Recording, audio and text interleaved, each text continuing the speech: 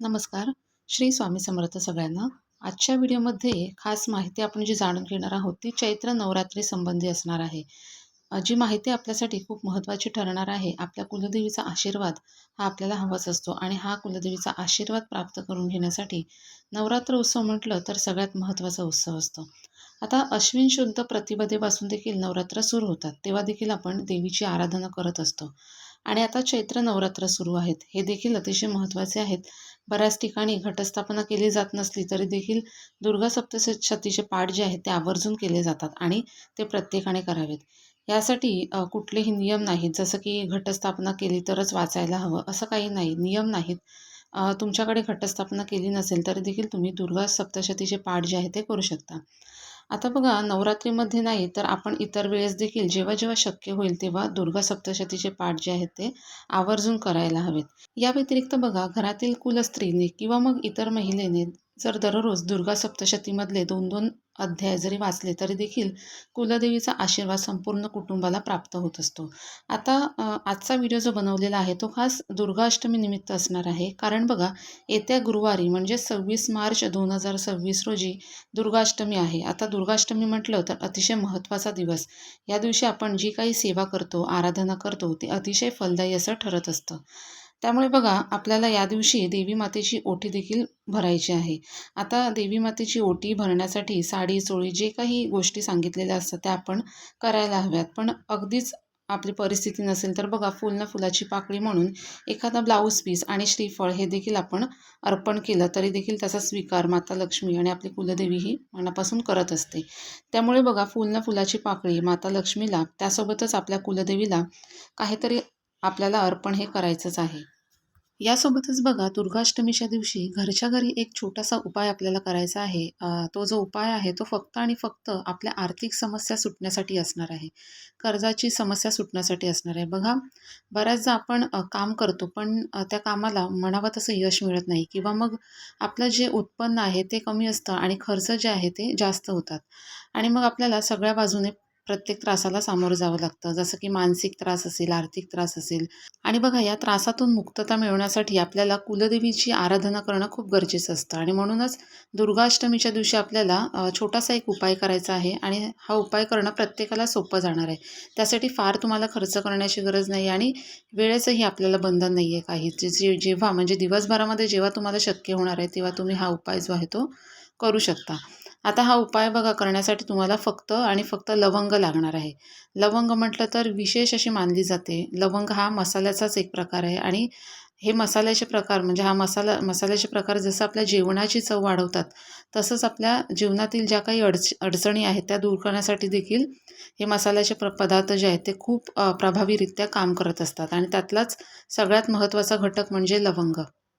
बघा, लवंग म्हटलं तर आयुर्वेदामध्ये तिचं खूप महत्त्व आहे आणि फायदे देखील आहेत. आपल्या आरोग्याच्या दृष्टीने देखील लवंग खूप फलदायी असं असतं. यासोबतच बघा, धार्मिकदृष्ट्या देखील लवंगाचे काही उपाय जे आहेत ते जर केले तर त्याने देखील आपल्या अडचणी ज्या आहेत त्या सुटण्यासाठी आपल्याला मदत मिळत असते. तुम्ही जर माता लक्ष्मीच्या किंवा मग कुलदेवीच्या मंदिरात गेलात कधी, तर त्या ठिकाणी देखील तुम्हाला लवंगाची माळ जी आहे ती बघायला मिळेल. बरेच जण कुलदेवीला लवंगाची माळ जी आहे ती अर्पण करत असतात आणि त्यासोबतच बघा, हनुमानाला देखील लवंगाची माळ जी आहे ती अर्पण केली जाते. शनिवारच्या दिवशी जर तुम्ही हनुमान मंदिरात गेलात तर तिथे देखील तुम्हाला लवंगाची माळ जी आहे ती हनुमानाला अर्पण केलेली तुम्हाला दिसून येईल. तर असं हे लवंग आपल्यासाठी अतिशय उपयोगी ठरू शकतं आणि ह्याच लवंगाचा उपाय आपल्याला दुर्गाष्टमीच्या दिवशी करायचा आहे.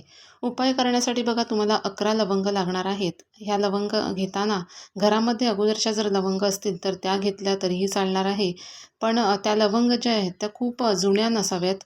आत्ताच तुम्ही जर अलीकडे घेतलेल्या असतील तर तुम्ही त्या वापरू शकता. पण त्यातल्या बघा काही म्हणजे तुटलेल्या वगैरे असतील किंवा मग त्याचं फूल वगैरे पडलेलं असेल तर मग अशा लवंगा चालणार नाहीत. तुम्हाला चांगल्या प्रतीच्या ज्या म्हणजे चांगल्या प्रकारच्या 11 लवंगा ज्या आहेत त्या घ्यायच्या आहेत.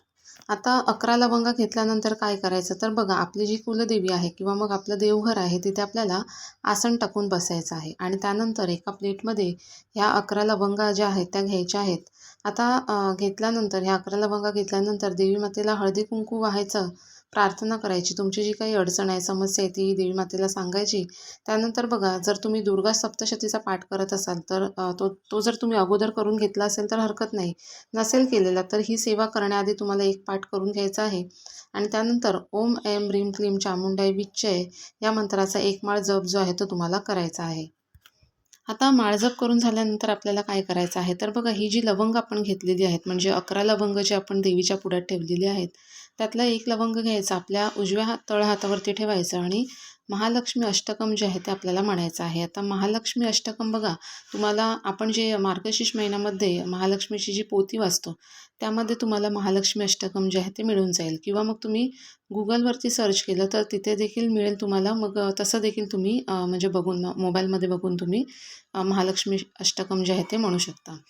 अशा प्रकारे बघा एक लवंग उजव्या हातावरती घेऊन एकदा महालक्ष्मी अष्टकम आपल्याला म्हणायचं आहे आणि त्यानंतर ही जी लवंग आहे ती तुमच्या हातामध्ये राहू द्या किंवा मग तुम्ही माता लक्ष्मीला किंवा मग कुलदेवीच्या चरणावरती किंवा फोटोवरती तुम्हाला अर्पण करायची आहे. एकतर ती हातावरती म्हणजे हातामध्येच राहू द्यात किंवा मग लगेचच तुम्हाला ती अर्पण करायची आहे. यानंतर बघा दुसरी लवंग आपल्या हातामध्ये घ्यायची आहे. दुसऱ्यांदा महालक्ष्मी अष्टक जे आहे ते म्हणायचं आहे आणि पुन्हा तसंच करायचं आहे. त्यानंतर तिसरी, चौथी, पाचवी अशा प्रकारे 11 लवंगा ज्या आहेत त्या वेगवेगळ्या पद्धतीने एक-एक करून आपल्याला आपल्या हातावर घ्यायच्या आहेत आणि महालक्ष्मी अष्टक जे आहे ते म्हणायचं आहे. तसंच बघा महालक्ष्मी अष्टक म्हणत असताना अगदी शांतपणे डोळ्यासमोर सकारात्मक भाव आणायचा आहे आणि अतिशय हळुवारपणे, शांतपणे म्हणायचं आहे. म्हणजे प्रत्येक शब्दाचा अर्थ जो आहे तो आपल्याला समजायला पाहिजे अशा पद्धतीने हे म्हणायचं आहे. त्यानंतर 11 वेळेस म्हणून झाल्यानंतर ह्या ज्या लवंगा आहेत त्या तुम्ही अगोदर अर्पण केल्या असतील तर किंवा मग सगळ्या हातावरती घेऊन तुम्ही जर अर्पण करणार असतील तरी हरकत नाही. नंतर देवी मातेला प्रार्थना करायची आहे. तुमची जी काही अडचण आहे ती मातेला सांगायची आहे आणि तुझा आशीर्वाद आमच्या घरावरती, आमच्या कुटुंबावरती कायमस्वरूपी राहू दे अशी देवी मातेला मनोभावे प्रार्थना करायची आहे. तर बघा अशा पद्धतीने हा छोटासा उपाय महालक्ष्मी अष्टकचा दुर्गाष्टमीच्या दिवशी आपल्याला करायचा आहे. दुर्गाष्टमी ही विशेष तिथी मानली जाते पुन्हा एकदा सांगत आहे. त्यामुळे ह्या दिवशी हा उपाय जो आहे तो आपल्याला आवर्जून करायचा आहे. आता ह्या ज्या लवंगा आहेत आपण अर्पण केलेल्या आहेत त्याच्यानंतर काय करायचं तर बघा ही सेवा करून झाल्यानंतर तुम्ही दूध साखरेचा किंवा जे काही गोड बनवलेलं असेल तो नैवेद्य म्हणून देवी आईला दाखवायचा आहे. नैवेद्य दाखवून झाल्यानंतर ह्या ज्या लवंगा आहेत ज्या आपण माता लक्ष्मीजवळ किंवा मग तुमची जी कुलदेवी आहे तिथे ठेवल्या असतील तर तिथेच त्या राहू द्यायच्या आहेत. दुसऱ्या दिवशी सकाळी ह्या ज्या लवंगा आहेत त्या आपल्याला उचलून घ्यायच्या आहेत आणि ह्या लवंगा एका लाल कपड्यामध्ये गुंडाळून आपल्या तिजोरीमध्ये आपल्याला ठेवायच्या आहेत आणि यातली एक एक लवंग बघा तुम्ही तुमच्या पाकिटामध्ये मिस्टरांच्या पाकिटामध्ये अशा ठेवलात तरी देखील चालणार आहे. बाकीच्या ज्या लवंगा आहेत त्या लाल कपड्यामध्ये गुंडाळून आपल्या तिजोरीमध्ये आपल्याला ठेवायच्या आहेत. आता ह्या ज्या लवंगा आहेत त्या किती दिवस ठेवायच्या तर बघा प्रत्येक महिन्याला अष्टमी ही येत असते. तर अष्टमीला म्हणजे पुढच्या अष्टमीपर्यंत ह्या लवंगा आहेत त्या ठेवायच्या. पुढच्या अष्टमीला तुम्हाला हा जर उपाय पुन्हा करायचा असेल तर नवीन लवंगा घ्यायच्या आणि अशाच पद्धतीने आपल्याला हा उपाय जो आहे तो करायचा. आता ह्या ज्या जुन्या लवंगा आहेत त्या बघा चांगल्या असतील तर तुम्ही प्रसाद म्हणून खाऊ शकता किंवा मग एखादा गोड पदार्थ केला असेल बनवला असेल तर त्यामध्ये देखील थोडं थोडं वापरला तरी देखील चालणार आहे किंवा अगदीच खराब झाल्या असतील तर तुम्ही त्या वाहत्या पाण्यामध्ये विसर्जित केल्या तरीही चालणार आहे. पण शक्यतो निर्माल्यामध्ये टाकू नका, त्याचा वापरच करा. किंवा बघा दुसऱ्या दिवशी आपण जसं उचलायला सांगितलेलं आहे तशा पद्धतीने उचलल्यानंतर एखादी लवंग तुम्ही तिजोरीमध्ये ठेवा, एखादी तुमच्या पाकिटामध्ये मिस्टरांच्या पाकिटामध्ये आणि उरलेल्या ज्या आहेत त्या तुम्ही प्रसाद म्हणून खाऊ शकता. तशा पद्धतीने केलं तरी देखील चालेल. त्याच पद्धतीने बघा जर मासिक धर्म असेल तर मग घरातील इतर कोणी सदस्य हा उपाय जो आहे तो करू शकतात. सुतक असेल, विटाळ असेल तर हा उपाय जो आहे तो करू शकत नाही. पुढच्या अष्टमीला तुम्ही हा उपाय करू शकता. अशा पद्धतीने आपल्याला हा दुर्गाष्टमीच्या दिवशी उपाय अगदी आवर्जून करायचा आहे आपली आर्थिक अडचण आणि कर्जासंबंधीच्या समस्या सोडवण्यासाठी. व्हिडिओतली माहिती जर आवडली असेल तर व्हिडिओला लाईक करा आणि अशाच माहितीपूर्ण व्हिडिओसाठी चॅनलला सबस्क्राईब देखील करा. धन्यवाद.